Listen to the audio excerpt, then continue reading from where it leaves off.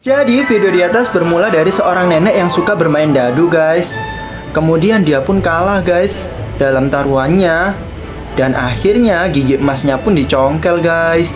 Tuh, diambil dong, dimasukkan ke brankas emas. Dan film ini berjudul Granny Scramble.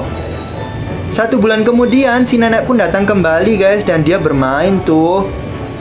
Kemudian dia mengambil dadunya dong.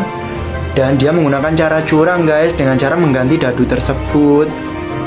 Nah, kemudian dia pun berpura-pura untuk kalah guys, sehingga dadunya diambil oleh petugas. Ternyata dadu tersebut mempunyai teknologi yang canggih guys. Tuh, dia bisa punya kaki dan tangan. Bahkan dia mengambil kartu nama petugas tersebut guys. Dan akhirnya si nenek pun dapat membobol lift tersebut guys dengan kartu nama itu. Dan ternyata si nenek mempunyai tato geng paku guys. Lanjut part 2. Nah akhirnya si dadu tersebut mulai beraksi guys. Dia mengambil kartu nama petugas tersebut. Tuh, akhirnya si nenek berhasil masuk ke dalam lift dengan menggunakan kartu itu guys. Nah, dia memencet ke arah brankas guys. Dan ternyata si nenek adalah komplotan geng paku guys. Kemudian si petugas pun sadar kalau kartunya hilang. Akhirnya dimatikanlah satu gedung guys. Tapi si nenek nggak kehabisan cara guys. Dia membobol dengan menggunakan laser tuh guys. Nah tuh, si nenek pun sudah sampai guys. Tinggal bagaimana dia melewati laser tersebut guys. Udah dibukakan dong dengan dadunya. Tuh, tapi si nenek menggunakan apa ini guys, sapu tangan. Yang dimana sapu tangannya itu ada permennya guys. Jadi dia bisa merayap ke dinding tuh guys. Keren sekali. Tuh, kemudian tiba-tiba datanglah petugas tuh guys. Si nenek pun kaget, tapi si nenek menggunakan pelumas gitu guys untuk diletakkan di lututnya dan dia bisa seluncur gitu guys tuh. Akhirnya si nenek pun masuk ke dalam brankas tuh guys. Tuh, si petugas pun sampai jatuh, dia gagal mengejarnya. Akhirnya si petugas pun masuk dengan menggunakan sidik jari tangannya tuh guys. Kemudian di brankas tersebut ada tulisan bite me guys, yang artinya gigit aku. Tamat, mungkin itu saja. Jangan lupa like, follow, and share. Terima kasih. Jadi video di atas bercerita tentang seorang anak yang suka makan semangka guys. Nggak taunya semangka itu terkena kutukan yang akhirnya merubah si anak menjadi semangka. Langsung masuk ke ceritanya. Jadi video di atas berjudul Watermelon A Cautionary Tale, dimana menceritakan seorang anak yang suka sekali makan semangka guys. Tuh, mamanya menyiapkan semangka guys. Dan kemudian ditaruhlah di atas meja makan. Si anak pun lari guys. Dia akan siap untuk memakan semangka tersebut. Kemudian si mama mengingatkan, jangan lupa doa dulu ya nak, gitu. Dia pun cuek, bahkan dia langsung lahap memakannya tuh guys. Akhirnya dia nggak sengaja menelan bijinya guys, dan tumbuh di dalam perutnya tuh guys. Keesokan harinya ketika dia bangun, tiba-tiba banyak kayak daun yang jatuh dari badannya tuh guys. Bahkan ketika dia di kamar mandi, dia upil-upil itu keluar kayak dahan gitu guys tuh. Bahkan ada daunnya tumbuh tuh. Dia sangat takut sekali. Tuh, bahkan ingusnya tuh keluar dahan guys. Ketika dia di sekolah itu semakin parah guys. Bahkan gurunya ketika jalan, gurunya tuh tersangkut dahan yang banyak berserakan di lantai guys. Sampai akhirnya dia dipanggil di kepala sekolah atau di ruang kepala sekolah. Tuh, kemudian si kepala sekolah pun menariknya guys. Dan bahkan keluar darah ketika dia menjilatnya. Ternyata rasanya semangka tuh guys.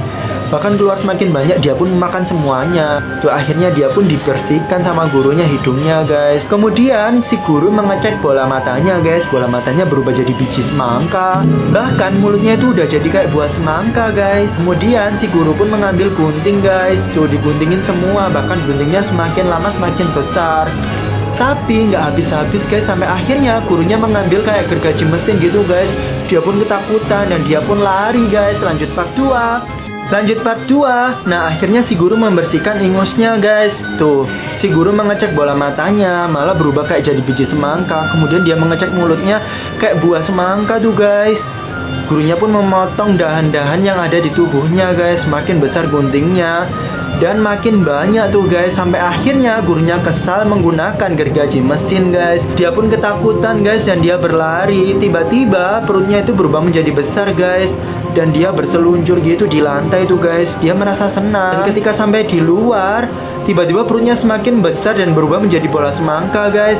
dan dia ditarik sama temen-temennya tuh, diajak lomba lari. Nah, ketika temennya lari, dia menggelinding guys, kayak bola semangka tuh. Akhirnya dia berubah menjadi semangka guys. Kemudian dia melihat ada taman bermain dan dia pun bermain guys. Dia bermain seluncuran tuh guys. Bahkan dia bisa mengeluarkan biji dari mulutnya. Sampai akhirnya ketika dia bermain ayunan, dia terpantul ke atas tuh guys. Dan dia berubah menjadi semangka seutuhnya. Dan ketika dia terjatuh, dia berubah menjadi keping-keping semangka yang nggak taunya dimakan sama anak-anak guys. Mereka semua memakannya dengan lahap guys, padahal itu adalah buah kutukan. Jadi video di atas berpesan bahwasannya sebelum kita makan, kita dianjurkan untuk berdoa dulu guys, supaya kita nggak terkena musibah atau kutukan yang terkena pada anak tersebut. Tamat, jangan lupa like, follow, and share. Terima kasih. Jadi video di atas bercerita tentang sekolah anak hewan guys. Tuh ada siswa baru, yaitu seekor anak landak tuh guys. Mereka semua takut guys karena dia ada duri-durinya. Tuh dia disapa dong sama si tupai. Temannya menjauhinya karena dia menakutkan, ada duri-duri yang tajam tuh guys. Sampai ketika dia mau duduk, dia nggak boleh duduk di sampingnya gitu loh guys, karena takut kena durinya. Dia pun selalu menyendiri. Bahkan ketika main bola, dia dilemparkan bola malah menancap ke duri-durinya tersebut. Bolanya pun bocor. Bahkan ketika bermain ayunan, temannya itu nggak mau dorong karena di belakangnya banyak durinya guys. Tuh, bahkan ketika dia diajak duduk sama tupai, nggak sengaja dia melukai wajah si tupai guys. Akhirnya dia pun mundur ke belakang tuh guys. Sampai akhirnya di suatu hari, ketika malam hari, teman-temannya pun berbisik guys, kayak mau memberikan kejutan sama si landak ini. Ketika dia keluar dari sekolah, tiba-tiba temannya di luar semua guys. Mereka memberikan hadiah guys, dan dia pun bergegas membuka hadiahnya. Dia mencari dia dikasih apa ya sama teman-temannya, tapi kok nggak ada. Kemudian si tupai menjelaskan, aku memberikan ini loh, kita semua memberikan ini, dan ditancapkan kepada duri-durinya. Dan akhirnya si landak pun bisa dipeluk tuh guys sama mereka semua. Tuh akhirnya mereka bisa bermain bersama. Nah, tamat, jangan lupa like, follow, and share. Terima kasih. Jadi video di atas menceritakan ada 3 orang yang lagi foto tuh guys. Nah, sedangkan terdapat mitos yang mengatakan bahwa kita nggak boleh foto berjumlah ganjil guys. Lalu temannya berkata bahwa kalau kita bertemu 1 tahun sekali, takutnya nanti kita akan lupa satu sama lain. Dan diiyakan oleh teman yang paling depan bahwasannya mereka akan bertemu kembali di akhir pekan guys. Kemudian temannya yang berbaju oranye itu, dia izin untuk pulang terlebih dahulu tuh guys. Lalu tinggal mereka berdua guys. Dan si temannya berkata bahwa mereka itu foto bertiga, dan si temannya ini berada di tengah. Dan temannya itu menjelaskan bahwasannya ada mitos yang mengatakan kita nggak boleh foto dalam jumlah ganjil. Biasanya orang yang foto atau yang berada di tengah akan mendapatkan kesialan guys. Lalu sama temannya itu dipatahkan guys bahwa itu semua cuma mitos. Tapi dia berpikir bahwasannya di balik mitos pasti selalu ada alasannya. Dan dijawab sama temannya, dia juga nggak tahu. Tapi ada juga mitos yang mengatakan kalau kita nggak boleh menggunting kuku di malam hari. Alasannya adalah zaman dahulu kita itu masih menggunakan lilin guys, jadi nggak bisa, takutnya nanti kena tangan kita. Lalu temannya itu berkata, nah makanya coba kamu pikirkan, kira-kira mitos foto bertiga itu alasannya apa? Apa ya? Aduh, dibawa santai aja deh. Nah, ketika dia balik, dia itu berbicara hal yang aneh guys. Dia berkata, aku pulang dulu ya, semoga kapan-kapan kita bertemu lagi, tapi ketemunya jangan di akhirat. Lanjut part 2.